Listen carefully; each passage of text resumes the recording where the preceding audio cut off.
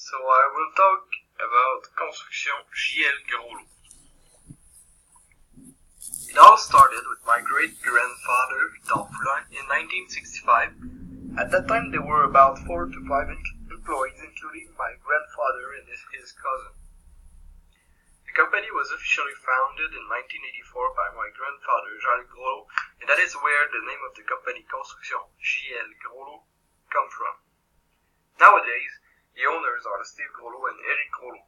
The company is about 40 employees on the construction side and about 5 employees at the office who are constantly trying to get new contracts. Their main strengths, since they have a good reputation in the construction industry, is for getting new contracts and retaining their employees working in the office. On the other hand, their weaknesses, since they are a little bit old-fashioned concerning human resource management, are the retention of the qualified workers working on the construction sites. And this is a big issue because there is also a lack of skilled labor in the construction industry, so it's easy to lose employees and hard to find new ones. So, to get through this issue, since they don't have any HR practitioner, they hired a kind of mentor who gives them advice concerning the retention of these employees.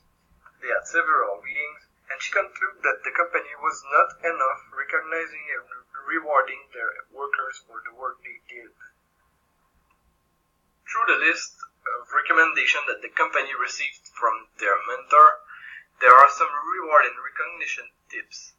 One of these tips is that the company should have a strategic reward program because it is a great way to enhance employees' performance and motivation while aligning them with the organization objective. It can also be a great competitive advantage if the rewards are better or maybe just different from others' company to attract employees. But it can also decrease the number of applicants they have if the rewards are not interesting enough, and particularly in the construction industry where the working conditions are not always the best. To have a great strategic reward program can also be useful to retain and motivate the skilled employees that the company has. Firstly, pay is one of the most common rewards that the company uses to motivate their employees. So the owners must make sure that the pay is equitable with the contribution of these employees, because if they don't, there is going to be some tension between the employers and the employee, and this could eventually lead to the loss of that employee.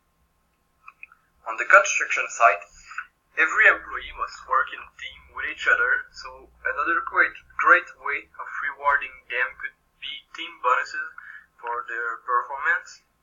It would motivate employees to perform in their work and enforce teamwork, and consequently achieve the organization goals. One thing that could actually be a little more difficult somehow is to define what are the performance standards. To determine the compensation for an employee in the construction industry, the employer should especially consider the employee's worth, the working conditions, the job area wage rates, and the compensation strategy of the organization. Secondly, benefits are another way of recognizing employees' performance. For example, healthcare insurance, paid time off, paid sick days are some popular benefits. These are also factors that can retain and motivate employees or attract new ones, but if the employers use benefits as a reward for an employee, they must be sure that they will be able to afford it for a long time, because if one day they are not able anymore to afford one's benefit, it may outweigh any positive effect that came from providing it. For the second part of the video, I will talk about creating a safe and healthy work environment. So, first, since working on a construction site may be sometimes dangerous with all the implements and machinery, everyone must follow the health and safety rules to minimize the risks. The employers are responsible of ensuring that the construction sites are safe and that the employees are informed of the health and safety requirements. They need to name a supervisor on every construction site to ensure that everybody is behaving correctly. Supervisors are the ones who oversee everybody on the workplace. They must ensure that everybody wear their hard hats and steel-toed boots, and they also need to prevent violence on the site. Since there is some toxic substance on the construction site, the workplace hazardous material information system helps workers to know if they need to wear special health and safety gear such as a eyewear or breathing mask. Since young workers are less experienced, supervisors need to pay more attention on them. If a worker doesn't follow the safety rule, the supervisor should warn the worker of the possible risk, and in the event that this occurs repeatedly, the supervisor must inform the employer so they can take action to ensure that it doesn't happen anymore.